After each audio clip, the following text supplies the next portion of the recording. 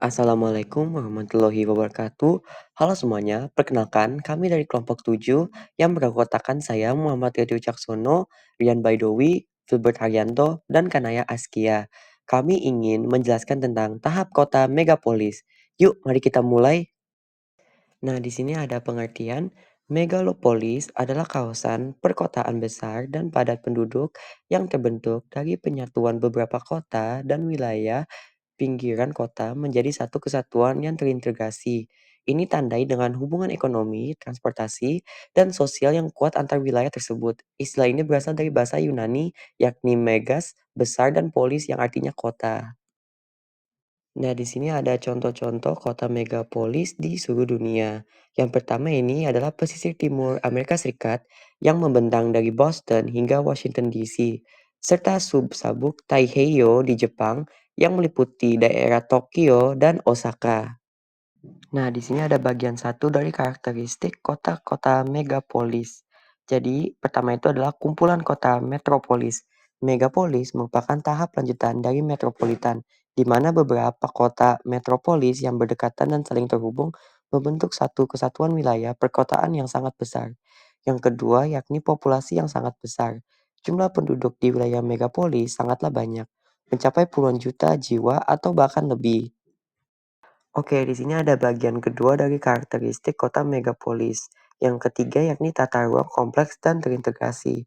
Struktur tata ruangnya sangat rumit karena beberapa pusat aktivitas yang saling terkait dan terintegrasi secara keseluruhan. Yang keempat yakni jaringan terpadu. Terdapat sistem terpadu dalam hal transportasi, ekonomi, sumber daya, dan ekologi di antara kota-kota yang membentuk megapolis. Dan di sini ada bagian terakhir dari karakteristik kota megapolis yang kelima, yakni koordinasi kebijakan. Kota-kota penyusunannya cukup terintegrasi sehingga koordinasi kebijakan antar wilayah menjadi sangat berharga.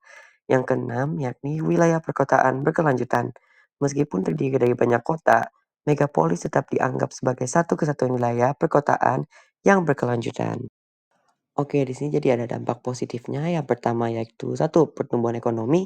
Megapolis mendorong pertumbuhan ekonomi melalui peningkatan efisiensi dan kolaborasi antar wilayah perkotaan tersebut, menciptakan lebih banyak peluang kerja dan investasi. Yang kedua yakni inovasi dan keberagaman budaya. Menarik penduduk dari berbagai latar belakang, menciptakan lingkungan multikultural yang kaya, mendorong pertukaran ide, inovasi seni, kuliner, dan bahkan pop culture. Dan di sini ada dampak negatifnya, yakni yang pertama, urbanisasi berlebihan. Kepadatan penduduk yang sangat tinggi dan urbanisasi yang tidak terkendali dapat menimbulkan masalah seperti kekurangan ruang terbuka dan tekanan pada lingkungan. Yang kedua, yakni tekanan pada infrastruktur. Meskipun memiliki infrastruktur yang maju, megapolis sering menghadapi tantangan seperti penuaan infrastruktur, kebutuhan pembaruan yang mahal, dan tekanan pada kapasitas sistem yang ada. Dan terakhir di sini ada tokoh. Tokoh yang pertama kali mengemukakan konsep megalopolis adalah Jean Gottman, seorang ahli geografi asal Prancis.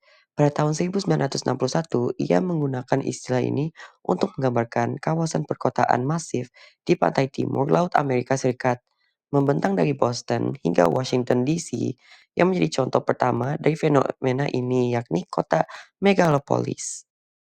Oke, sekian dari video kami. Terima kasih sudah mendengarkan. Mohon maaf jika ada kata-kata yang salah. Wassalamualaikum warahmatullahi wabarakatuh. See you next time.